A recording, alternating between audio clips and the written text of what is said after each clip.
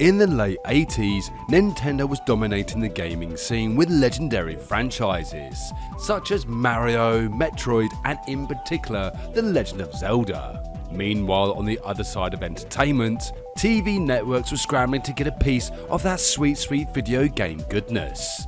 And then out of the blue, an animated series dropped like a mystery from the heavens. And this would be The Legend of Zelda, the animated series. Now, this wasn't your typical animated cartoon, and it certainly wasn't about Link saving Prince and Zelda from the same old dungeon. It was something, what was it? It's so bad. That, and let's be real, the animated TV series is not quite like the games, although they are legendary, but there are some people out there that actually like this animated cartoon, whether they like to admit it or not. So join me, the cartoon guy, and the angelic voice that I possess, as I take a closer look at The Legend of Zelda, the animated series. Now, back in the late 80s, video game adaptations were a bit of a wild west.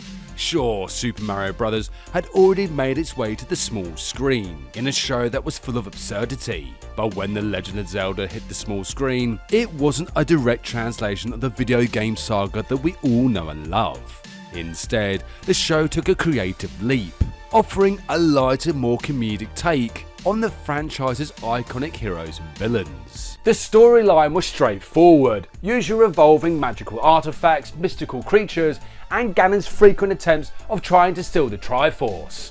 Although, come to think of it, I think Sai's got one round here. But where things get interesting is the way that the show reimagined the characters and their relationships to one another.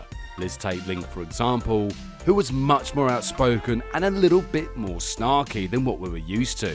And then there's Zelda, the Princess of Hyrule herself. She wasn't just sitting in a castle waiting to be rescued, she was in the thick of it, frequently getting herself into sticky situations, usually because of Link's reckless antics. However, she was still very much the voice of reason, trying to reel Link back in when he went a bit too far.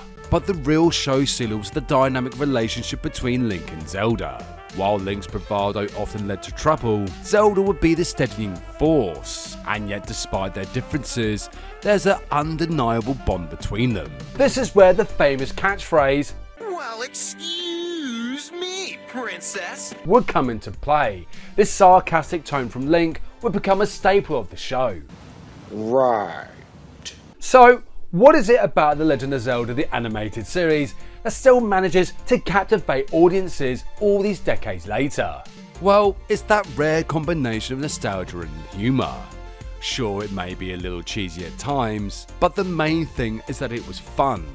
It captured a different aspect of the Zelda franchise that fans often didn't get to see in the game. In fact, it's a quirky, light-hearted adventure that didn't take itself too seriously. Though it only ran for one season, the show has taken its place in Zelda's history. And perhaps in the future, there will be another animated series that will bring us back to the world of Hyrule and the magic found within. Whoa, whoa, whoa. Anyway, come back next time where Sai takes a look at the evolution of Sonic games over the years. He really does have an obsession. But with that being said, thank you so much for watching and press play to continue.